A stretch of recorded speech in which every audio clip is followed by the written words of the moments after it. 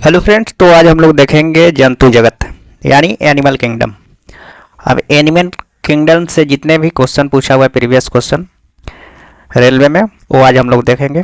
ठीक है, तो आज हम लोग देखेंगे जंतु जगत। ठीक है, तो चलिए देखते हैं क्वेश्चन। फर्स्ट क्वेश्चन इसमें दिया हुआ है कि निम्नलिखित में से किसे प्राणी जगत के अंतर्गत वर्गीकृत किया जाता है। मैंने किसे प्राणी जगत के अंतर्गत वर्गीकृत किया जाता है, तो इसको किया जाता है मेटाजोआ। ठीक है, मेटाजोआ को प्राणी जगत के अंतर्गत वर्गीकृत किया जाता है। अब यहाँ पे दिया है विश्लेषण, देख लेते हैं क्या दिया है इसमें। कैरोलस लिनियस ने प्राणी जातियों, जीवों एवं वनस्पति के नामकरण हेतु एक द्विनाम पद्धति का विकास किया, जिस कारण कैरोलस लिनियस को आधुनिक वर्गीकरण का पिता कहा जाता है। तो डायरेक्ट क्वेश्चन पूछा था कि आधुनिकरण वर्गीकरण का पिता किसे कहा जाता है, तो कैरोलस लिनियस को। ठीक है, ये डायरेक्ट क्वेश्चन पूछ देता है। प्राणी जगत को दो उप जंतु जगत में विभाजित किया गया है। पहला है प्रोटिस्टा जगत, दूसरा है मेटाजोआ जगत। प्रोटिस्टा जगत के अंतर्गत सुकेंद्रीय एककोशिकीय जीव आते हैं, जबकि मेटाजोआ के जगत के अंतर्गत समस्त बहुकोशिकीय जीव आते हैं। ठीक है, तो याद रखेंगे हम लोग। प्रोटिस्टा जगत के अंतर्गत केंद्रीय एक कोशिकीय जीव आते हैं, यानी प्रोटिस्टा जगत के अंतर्गत एक कोशिकीय जीव आते हैं, जबकि मेटाजोआ के अंतर्गत बहुकोशिकीय जीव आते हैं। तो ये डायरेक्ट क्वेश्चन पूछा था। चलिए तो देखते हैं इसका नेक्स्ट क्वेश्चन पूछा है कि बिना कोशिका भित्ति वाले बहुकोशिकीय प्राणी को निम्नलिखित में से किस समूह के अंतर्गत रखा जाता है। अब देखिए जी, बहुकोशिकीयों को हम लोग किस में रखते हैं, तो इसमें एनिमेलिया बिना कोशिका भित्ति वाले बहुकोशिकीय जीव, जिसका कोशिका भित्ति होता ही नहीं है, वो बहुकोशिकीय प्रणाली को हम लोग किस समूह के अंतर्गत रखते हैं, तो एनिमेलिया। देखिए यहाँ पे दिया हुआ है कि बिना कोशिका भित्ति वाले बहुकोशिकीय प्रणाली को एनिमेलिया समूह के अंतर्गत रखा जाता है। इसे मेटाजोआ के भी कहा जाता है। अच्छा, इसे मेटाजोआ भी कहा जाता है। ठीक है, कोशिका भित्ति के केवल पादप जगत के पौधे में पाया जाता है। एनिमेलिया जंतु जगत के समूह है।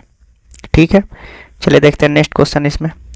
अब इसमें आ गया पोरीफेरा। अब पोरीफेरा में देखते हैं, डैश के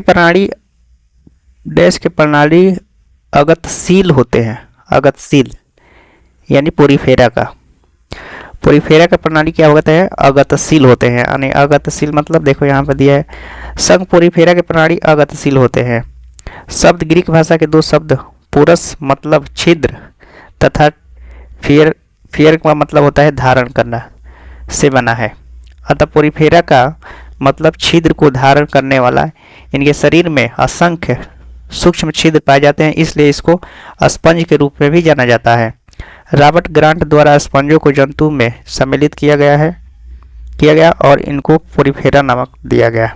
ठीक है, तो वैसे जंतु जिसमें सूक्ष्म छिद्र हो उसे स्पंज भी बोलते हैं, और ये कौन से जगत में आते हैं, तो पोरीफेरा जगत में आते हैं। ठीक है, नेक्स्ट क्वेश्चन पूछा है, निम्नलिखित में से क्या अचल होते हैं और एक ठोस आश्रय सपोर्ट से जुड़े होते हैं। निम्नलिखित में से क्या अचल होते हैं और एक ठोस आश्रय सपोर्ट से जुड़े होते हैं, तो ये होते हैं सायकान, स्पंज। इसे स्पंज भी बोला जाता है। स्पंज एक अमेरुदंडी पोरीफेरा संघ है, छिद्रयुक्त जीवधारी है, छिद्रयुक्त है, समुद्र जीव है। यह मीठे एवं खारे पानी में पाया जाता है। यह जंतु कॉलोनी बनाकर अपने आधार से चिपके रहते हैं। यह एकमात्र ऐसे जंतु है जो चल फिर नहीं सकते हैं। ये लाल और हरे आदि कई रंगों के होते हैं। इनका शरीर पौधे की तरह प्रशाखा युक्त होते हैं। इनके शरीर पर छोटे छोटे छिद्र होते हैं, उसे आस्ट्रिया कहते हैं, जिनसे होकर जल, ऑक्सीजन तथा भोज्य पदार्थ का शरीर में प्रवेश होता है, जिनसे जल बाहर निकलता है और उसे असंकुलम कहते हैं। साइकान, इक्विलिप्टेला तथा स्पंजिया पोरीफेरा समूह के उदाहरण हैं। तो डायरेक्ट पूछ देता है पोरीफेरा समूह के जंतु कौन कौन है, तो यहाँ पे देखिए साइकाना, इक्विलिप्टेला तथा स्पंजिया, ये क्या है, पोरीफेरा संघ के हैं। नेक्स्ट क्वेश्चन है कि डैश श्वसनीय उत्सर्जन परिसंचरण वाले अंगों से रहित होते हैं। यानी ये है स्पंज। ये इसमें ना श्वसनीय होते हैं, ना उत्सर्जन होते हैं, ना परिसंचरण अंग से रहित होते हैं। तो ये है स्पंज। ठीक है, स्पंज श्वसनीय, उत्सर्जन और परिसंचरण अंगों से रहित होते हैं। स्पंज एक अमेरुदंडी पेरिफेरा छिद्र युक्त जीवधारी है। ठीक है, अभी हम लोग पढ़े हैं इधर, सेम क्वेश्चन है। नेक्स्ट क्वेश्चन पूछा है कि जीव विज्ञान के स्पंज क्या है, जीव विज्ञान में स्पंज क्या है। तो ये पशु जगत में आते हैं, एनिमल किंगडम। देखिए एक पशु है। ठीक है, अब आ गया दूसरा समूह सिलिंट्रेटा। अब सिलिंट्रेटा में देखिए खोल के भीतर से निकलने वाले अर्क, जिसका तकनीकी नाम सोप है, इनमें से किस नाम से जाना जाता है, किस नाम से जाना जाता है। तो यहाँ पे दिया है गार्नेट, ओनिकस, ओपोल और मदर ऑफ पर्ल्स। तो इसको जाना जाता है मदर ऑफ पर्ल्स। ठीक है, खोल के भीतर से निकलने वाले अर्क और जिसका तकनीकी नाम सूप है को मदर ऑफ पर्ल्स के नाम से जाना जाता है। इसे घोघा वर्ग की प्रणाली बनाते हैं। ठीक है, नेक्स्ट क्वेश्चन पूछा था कि निम्नलिखित में से कौन सा शरीर कोशिकाओं की 2 परतों से बनी होती है। तो ये होता है हाइड्रा। हाइड्रा का जो शरीर बना होता है कोशिकाओं को 2 परतों से बनी होती है हाइड्रा का शरीर। ठीक है, तो ये है हाइड्रा। हाइड्रा सिलिंट्रेटा संघ का जीव है। यह जीव अरीय, समितित तथा द्विस्तरीय होते हैं, अर्थात बाहरी एपिडर्मिस स्तर पर तथा भीतरी गैस्ट्रोडर्मिस इसमें अलैंगिक तथा अलैंगिक प्रजनन होते हैं और इसमें पुनरुद्भवन का क्षमता भी होती है। ठीक है, तो हाइड्रा कौन से सिलिंट्रेटा जगत के समूह का है। निम्नलिखित क्वेश्चन है कि इसमें नेक्स्ट क्वेश्चन है कि निम्नलिखित में से कौन सा जीव पुनर्जनन और मुकुलन द्वारा प्रजनन कर सकता है, पुनर्जनन और मुकुलन द्वारा प्रजनन कर सकता है। तो ये है हाइड्रा जो कि सिलिंट्रेटा समूह के है। देखिए कई बार रिपीट किया है क्वेश्चन, सेकंड में देखिए ये दोनों क्वेश्चन रिपीट किया है। ये CBT 2 में, LP में भी किया है, ग्रुप टी में शिफ्ट में पूछा है, ये भी सेकंड शिफ्ट का है। ठीक है, तो ये क्वेश्चन बार बार रिपीट करता है, फिर भी रिपीट कर सकता है, इसलिए हम लोग को ध्यान से पढ़ना चाहिए। हाइड्रा मुख्यतः तालाब, पोखर, झील तथा गड्ढों आदि के जल में जलीय पौधे के वस्तु से चिपके रहते हैं। यह कभी कभी प्रचलन भी करता है। यह निडेरिया तथा सिलिंट्रेटा संघ का जंतु है। हाइड्रा निडेरिया तथा सिलिंट्रेटा संघ के जंतु है। हाइड्रा जंतु पुनरुद्भवन या पुनर्जनन और मुकुलन द्वारा प्रजनन कर सकता है, ये दोनों द्वारा प्रजनन कर सकता है। उसके बाद इसमें दिया है कि हाइड्रा का शरीर गोला, लंबा, लचीला होता है। इसके दूरस्थ भाग पर शंक्वाकार मुखद्वार होता है। मुखद्वार पर तारे सदृश मुख छिद्र होता है। मुखद्वार के चारों ओर 6 से 10 की संख्या में स्पर्क होते हैं। स्पर्क हाइड्रा को प्रचलन और शिकार करने में सहायता करते हैं। नेक्स्ट क्वेश्चन पूछा था कि निम्नलिखित में से कौन सा मुकुलन द्वारा प्रजनन करता है। तो हाइड्रा करता है। यही क्वेश्चन सेम ऊपर हम लोग पढ़े थे, तो हाइड्रा करता है। अब यहाँ पे देखिए हाइड्रा का प्रजनन करता है तो मुकुलन द्वारा करता है। हाइड्रा प्रजनन किसे करता है, मुकुलन द्वारा। और किस वर्ग में आता है, सिलिंट्रेटा या निडेरिया। अब नेक्स्ट क्वेश्चन पूछा कि डैश में मुकुलन द्वारा प्रजनन होता है। तो हाइड्रा में मुकुलन द्वारा प्रजनन होता है। चलिए देखते हैं नेक्स्ट क्वेश्चन। नेक्स्ट क्वेश्चन पूछा है कि डैश का शरीर कोशिका के 2 परतों से बना होता है। तो ये सिलिंट्रेटा जगत के, जैसे हाइड्रा, सिलिंट्रेटा जगत के जितने भी जीव होते हैं उनको 2 परतों से बना होता है शरीर, कोशिका की 2 परतों से बनी होती है। ठीक है, तो यह सिलिंट्रेटा। देखिए यहाँ पे दिया है सिलिंट्रेटा का शरीर कोशिकाओं के 2 परतों से बना होता है, जिसकी पहली परत बाह्य स्तर तथा दूसरी अंतः स्तर होती है। दोनों के बीच में यह कोशिकीय पदार्थ मध्य शेष होती है। सिलिंट्रेटा एवं बहुकोशिकीय जंतु उदाहरण जैसे हाइड्रा है। ठीक है, तो ये 2 परतों की कोशिका इसकी बनी होती है।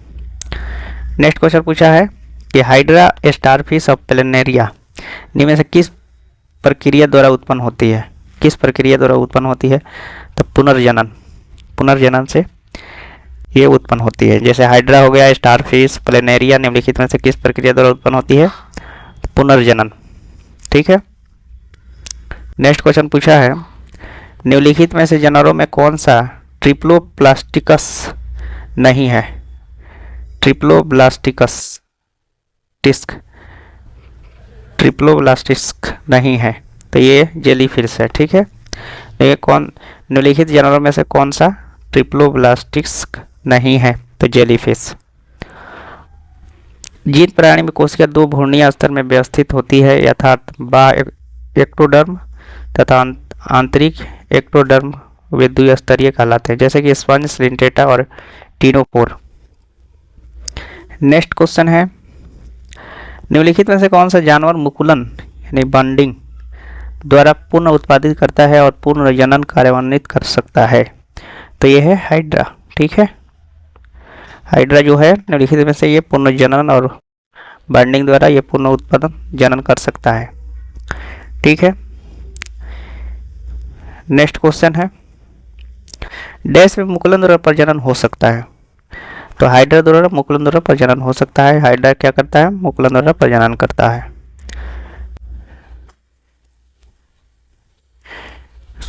अब देखिए नेक्स्ट क्वेश्चन पूछा है यहाँ पे कि कलिका द्वारा विकसित नए जीव डैश हैं। कलिका द्वारा विकसित नया जीव डैश है, क्या है? तो हाइड्रा है। कलिका, कलिका द्वारा विकसित नया जीव क्या है? तो हाइड्रा है। नेक्स्ट क्वेश्चन पूछा है कि डैश बॉन्डी की प्रक्रिया द्वारा प्रजनन के लिए पुनर्जन्म कोशिकाओं का उपयोग करता है? तो यह है हाइड्रा। तो हाइड्रा से बहुत रिलेटेड क्वेश्चन रिपीट बार बार किया है। देखिए ये सभी ग्रुप डी में पूछा हुआ है। अब नेक्स्ट समूह है कौन सा? प्लेटीहेल्मिन्थस। ठीक है। तो प्लेटीहेल्मिन्थस जो समूह है, जगत है, उससे अब क्वेश्चन देखते हैं। तो इसमें है क्वेश्चन, जानवरों के किस फाइलम संघ को फ्लैटवर्म यानी चपटे कृमि भी कहा जाता है? तो प्लेटीहेल्मिन्थस। ठीक है। प्लेटीहेल्मिन्थस में इसमें क्या होते हैं? जानवर की चपटे कृमि की भी कहा जाता है, फ्लैटवर्म। तो प्लेटीहेल्मिन्थस। अब इसके देख लेते हैं कौन कौन सा है। प्लेटीहेल्मिन्थस के प्रमुख लक्षण, इसका लक्षण देख लेते हैं। इनका शरीर त्रिस्तरीय होता है, परंतु देह गुहा नहीं पाई जाती है इसमें। ठीक है। दूसरा कि पृष्ठ आधार तल से चपटा शरीर होने के कारण इन्हें प्लेटवर्म चपटे कृमि भी कहा जाता है। नेक्स्ट पॉइंट है कि इनमें पाचन तंत्र विकसित नहीं होते हैं एवं उत्सर्जन फ्लेम कोशिकाओं द्वारा होता है। ठीक है। उसके बाद पॉइंट दिया है कि इनमें कंकाल, श्वसन अंग, परिवहन अंग आदि नहीं होते हैं, ये उभयलिंगी होते हैं।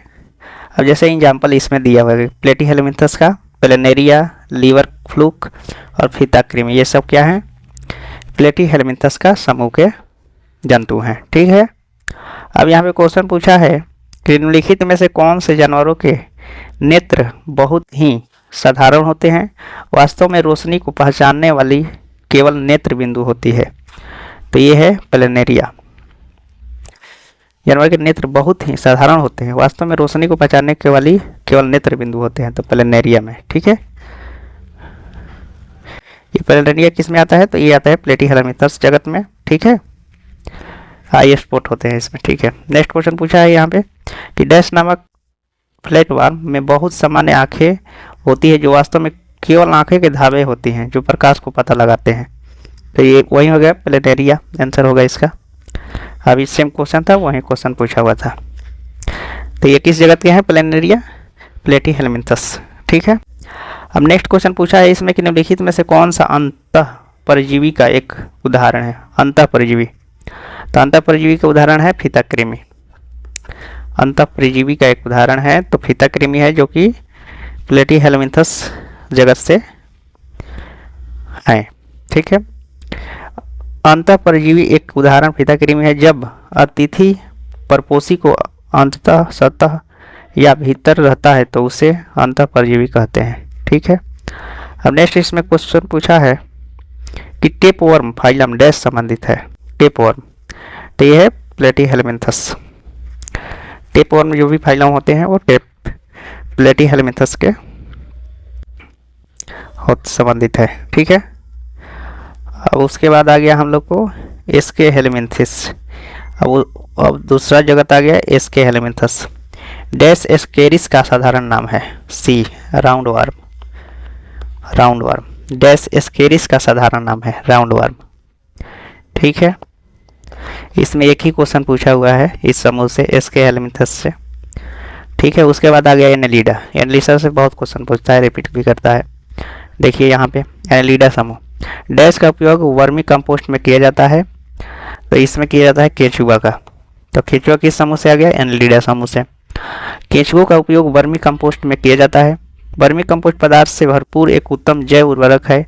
यह केचुआ द्वारा वनस्पति और भोजन के कचरे आदि को विघटित करके बनाई जाती है।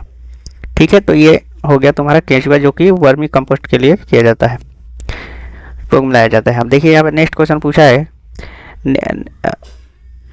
इनमें से कौन सा केचुए का श्वसन अंग है। केचुए का श्वसन अंग कौन सा है, त्वचा। केचुआ जो है त्वचा से ही वो सांस लेता है, ठीक है, अपना श्वसन करता है। केचुआ अपनी त्वचा से ही सांस लेता है। मछलियाँ गलफड़ से लेती है, सांस लेती है। कॉकरोच और अन्य कीड़े स्पाइरिकल यानी सांस लेने का छिद्र के माध्यम से सांस लेते हैं। कॉकरोच और अन्य कीड़े भी स्पाइरिकल सांस लेने वाले एक छिद्र होते हैं, माध्यम से सांस लेते हैं। ठीक है, तो जो केचुआ है त्वचा से लेता है। ठीक है, अब नेक्स्ट क्वेश्चन यहाँ पे है। नेक्स्ट क्वेश्चन है ये, लीच यानी जोंक किस संघ से संबंधित है, तो वो भी एनेलिडा समूह से होगा। ठीक है, जोंक भी एनेलिडा समूह से, केंचुआ हो गया, जोंक हो गया, ये क्या है, एनेलिडा समूह से है। ठीक है, जोंक एनेलिडा संघ के जंतु है, यह उभयलिंगी होते हैं। यह बाह्य परजीवी है, इसका शरीर लंबा चपटा और खंडों में विभक्त होती है। ठीक है, नेक्स्ट क्वेश्चन है कि डैश एनेलिडा वर्ग के संबंधित नहीं है। और इसमें पूछा है कि डैश एनेलिडा समूह से नहीं, तो केंचुआ तो है, जोंक भी है। अब इसमें एस्केरिस नहीं है। ठीक है, और नेरिस है, ये नेरिस है एनेलिडा समूह से, मगर एस्केरिस नहीं है। ये है इसको हेमेलिंथस समूह से है, ये जो है। ठीक है, तो ये एनेलिडा समूह से नहीं है। ठीक है, नेक्स्ट क्वेश्चन है, निम्नलिखित जीवों में से कौन सा जीव मुकुलन बॉन्डिंग द्वारा प्रजनन नहीं करता है, तो यहाँ पे तो हाइड्रा करता है मुकुलन द्वारा। एनेलिडा समूह के जो होते हैं वो मुकुलन द्वारा प्रजनन नहीं करते हैं, जैसे एनेलिडा का। यहाँ पे मूंगा, स्पॉन्ज और हाइड्रा ये सब क्या करते हैं, मुकुलन द्वारा प्रजनन यानी बाइंडिंग करते हैं,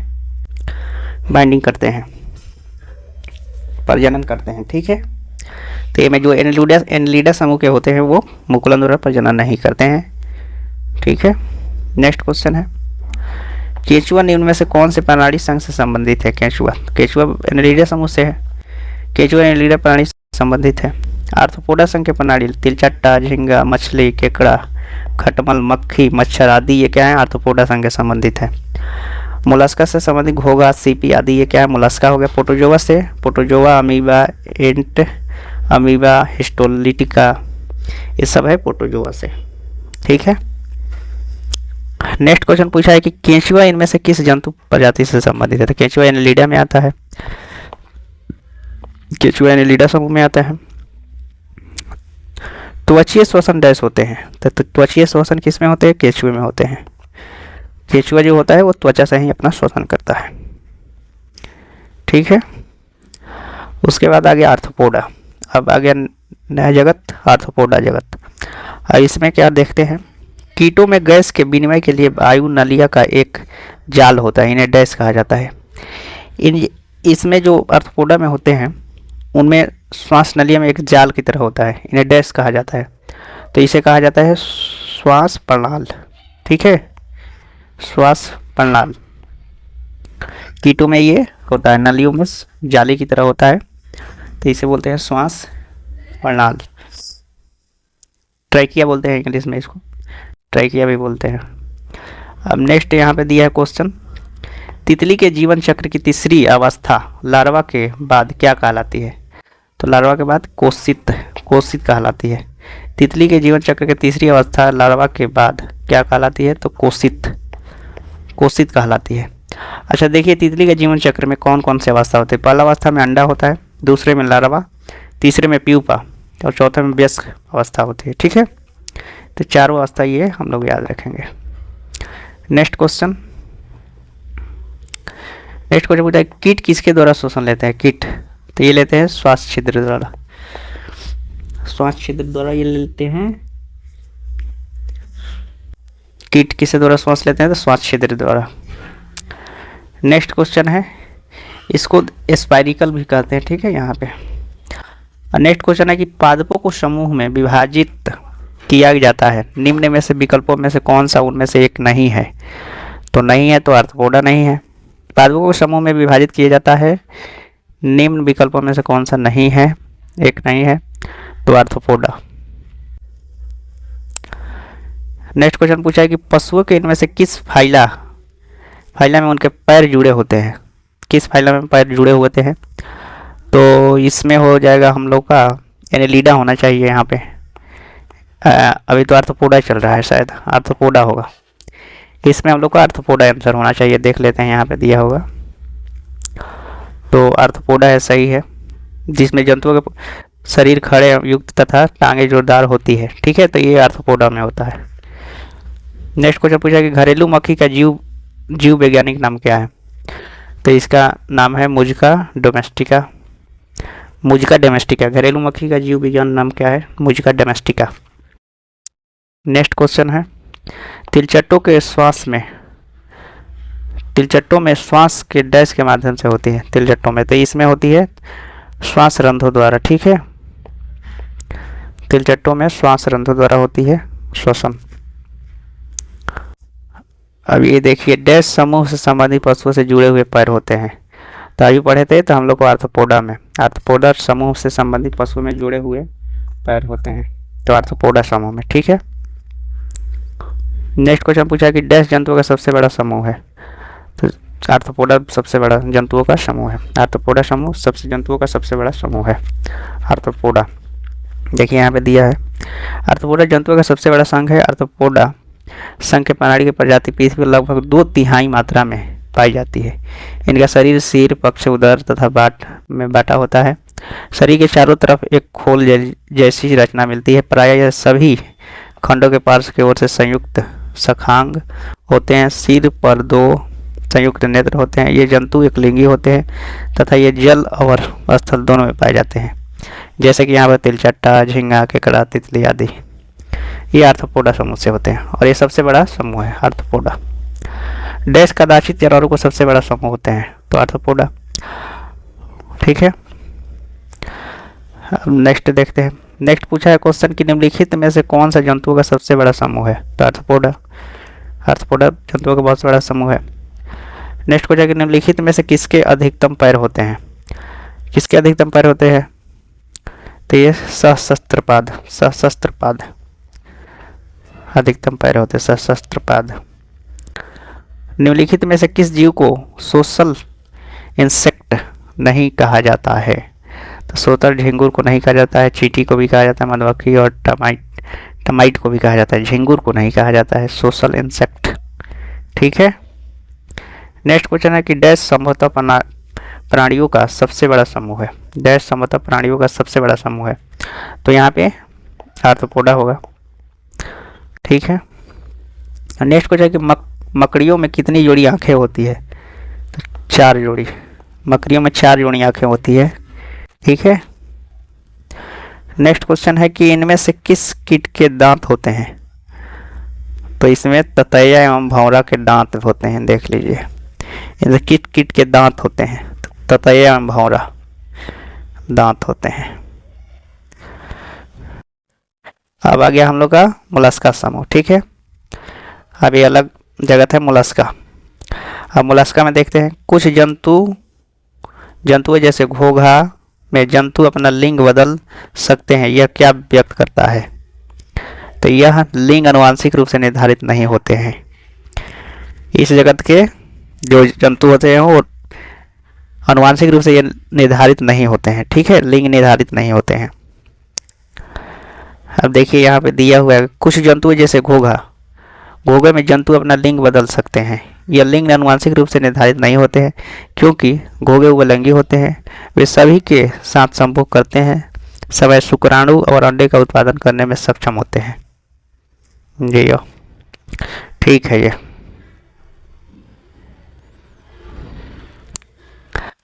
और नेक्स्ट क्वेश्चन है कि निम्नलिखित में से किस प्राणी में लिंग आनुवंशिक रूप से निर्धारित नहीं होते हैं? तो घोंघा में। ठीक है, लिंग निर्धारण नहीं होता है। नेक्स्ट क्वेश्चन है कि निम्न में से किस जीव में लिंग का निर्धारण आनुवंशिक रूप से नहीं होते हैं? तो घोंघा में। देखिए नेक्स्ट क्वेश्चन।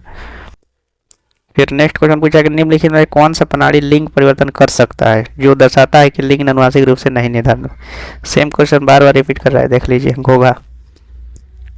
निम्नलिखित में से कौन सा चर्ण प्रवार मोलस्का संघ के संबंधित नहीं है? तो इसमें एंटीडोन नहीं है, और ये सभी घोंघा, ऑक्टोपस, कैटन, ये क्या है? मोलस्का संघ के जीव है। ठीक है, अब आ जाइए इधर। नेक्स्ट क्वेश्चन पूछा है निम्नलिखित में कौन सा जीव मोलस्का परिवार से संबंधित है? तो घोंघा है।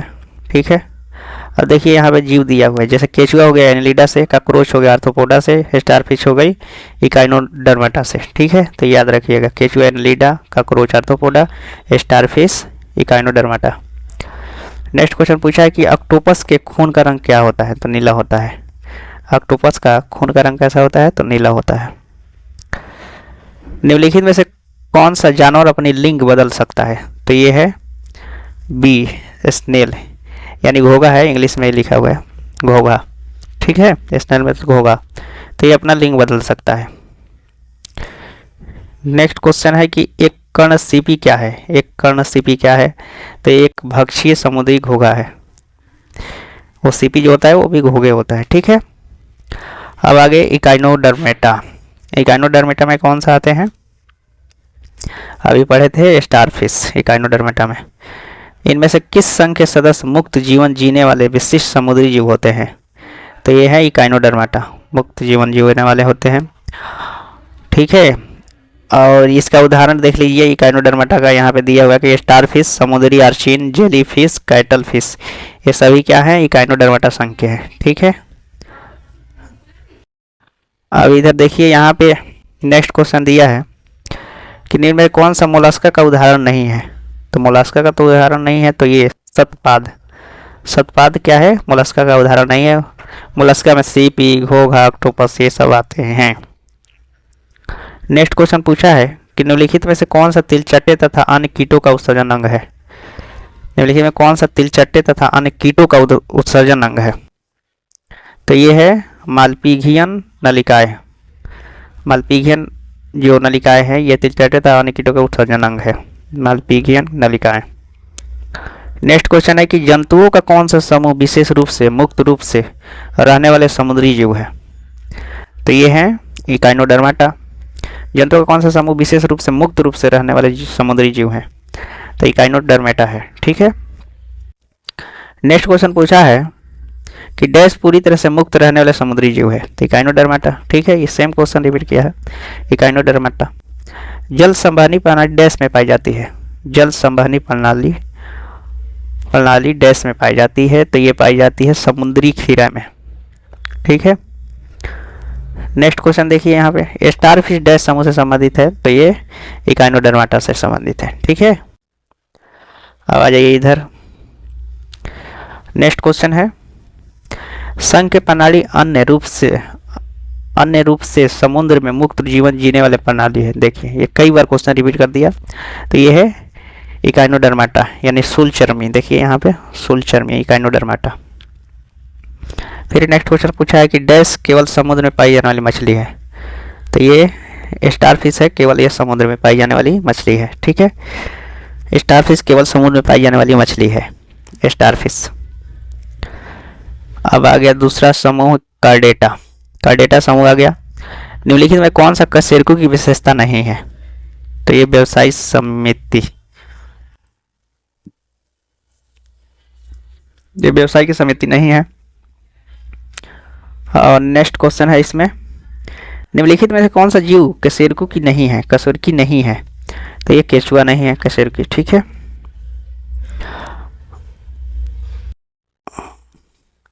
उसके बाद क्वेश्चन है निम्नलिखित में से कौन सा कथन गलत है? सभी रज्जकी कार्डेटा डैश हैं, तो ये बी होगा, डिप्लोब्लास्टिक होते हैं।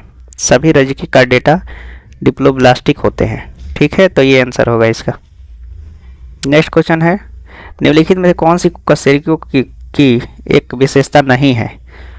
तो इसमें ये असीमित होते हैं, ये नहीं है और सब होते हैं। ठीक है, ये है दूसरा समूह। नेक्स्ट समूह है उभयचर। इनमें से किस जीव में 3 कोष्ठीय हृदय होता है? तो ये होता है मेढक में, 3 कोष्ठीय इसमें हृदय होता है मेढक में। उसके बाद नेक्स्ट क्वेश्चन पूछा कि मेढकों में मानव की तरह एक ही जोड़े फेफड़े होते हैं, लेकिन वे डैश से भी शोषण कर सकते हैं। तो क्लोम से वो शोषण कर सकते हैं। ठीक है, क्लोम से भी शोषण कर सकते हैं। तो लास्ट क्वेश्चन यही था। तो आज क्वेश्चन यहीं तक। तो आई होप ये वीडियो आप लोग को अच्छा लगा होगा। तो थैंक्स फॉर वॉचिंग।